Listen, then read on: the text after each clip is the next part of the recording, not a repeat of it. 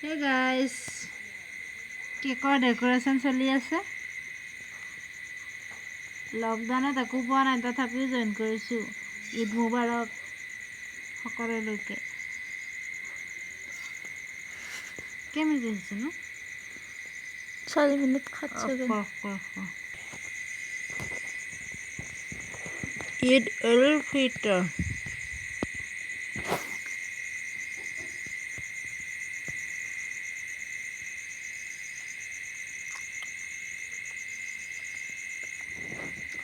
এয়া হৈছে ঘিলা পিঠা।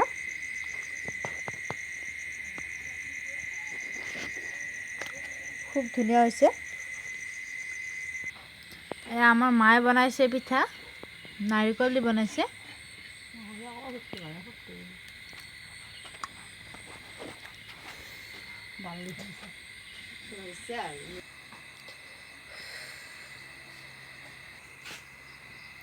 হে গাইছ, খুব টোপনি লাগিছে আৰু এতিয়া কি কৰি আছোঁ কম বলক। এয়া মই ৰসগোল্লা বনাই আছোঁ। এয়া কাবুলী বুট তিয়াই থোৱা আছে আৰু এয়া বুট তিয়াই থোৱা আছে।